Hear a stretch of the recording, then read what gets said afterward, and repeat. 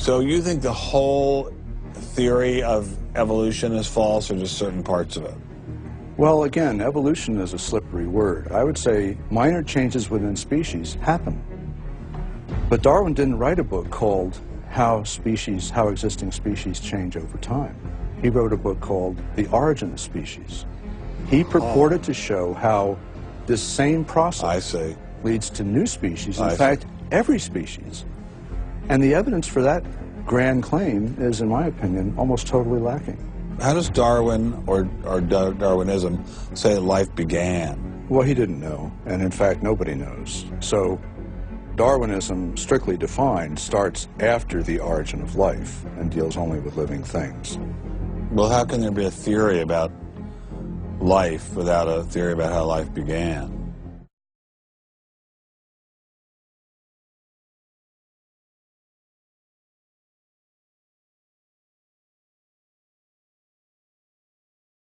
Well, Darwin assumed that the increase in information comes from natural selection. But natural selection reduces genetic information, and we know this from all the genetic population studies that we have. And where is the new genetic information going to come from?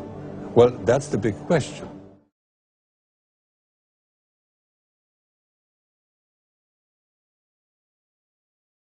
In 1953, Stanley Miller mixed water, methane, ammonia, and hydrogen to simulate the early Earth's atmosphere. Then he ran electricity through it in an attempt to jumpstart life.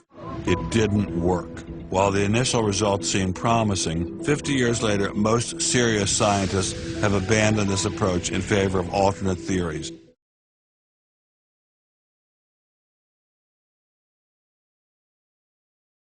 What were the chances of life arising on its own? It's been speculated that probably there would have to be a minimum of about 250 proteins to provide a minimal life function. If that's really true, then I think it's almost inconceivable that life could have happened in some simple step-by-step way. Okay, so the simplest form of life requires at least 250 proteins to function. We're talking about something that's staggeringly improbable, roughly 1 in a trillion. Let all of life choose a million, a trillion. The number is essentially zero. Something has to skew nature to choose the ones that work. So, in the game of life, it looks as if the house always wins.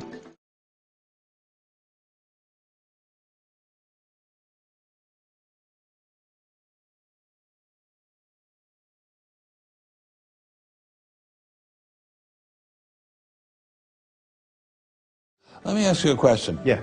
Darwin wrote The Origin of Species in 1859, published it in 1859. He had an idea of the cell as being quite simple, correct?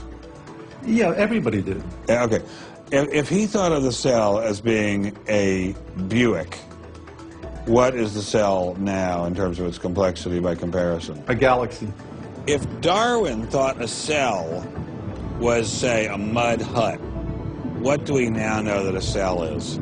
More complicated than a Saturn V. So what is in a cell as far as we know now? A world that Darwin never could have imagined.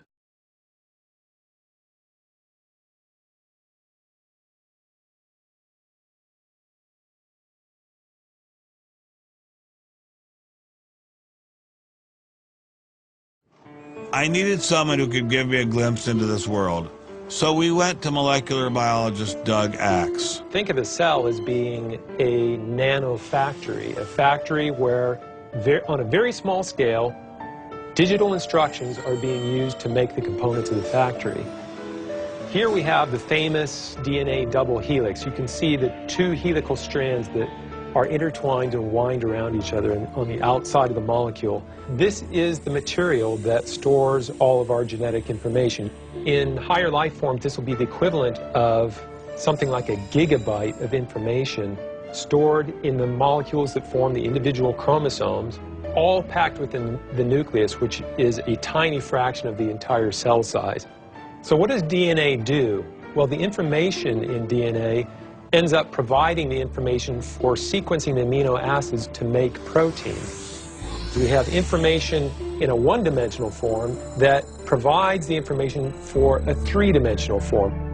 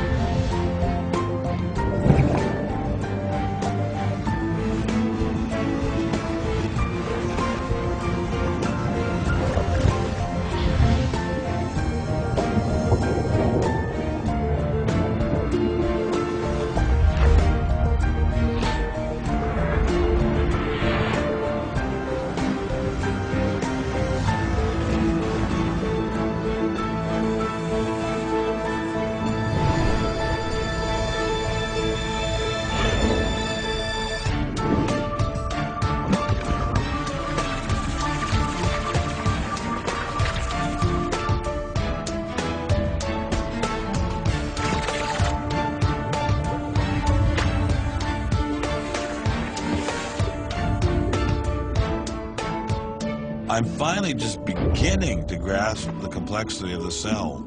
Are there systems within the cell that go well beyond Darwinian evolution? Some type of cellular technology that drives adaptation, replication, quality control, and repair?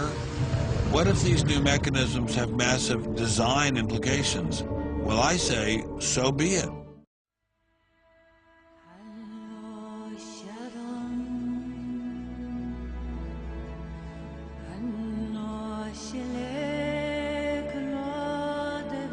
Você é um portador de cerca de aproximadamente 60, 70 trilhões de células. Em cada uma das suas células você tem um sistema como esse. DNA gerenciando RNA. RNA produzindo proteína. Proteína produzida fazendo DNA. DNA gerenciando RNA. RNA produzindo proteína. Proteína fazendo DNA. É um ciclo.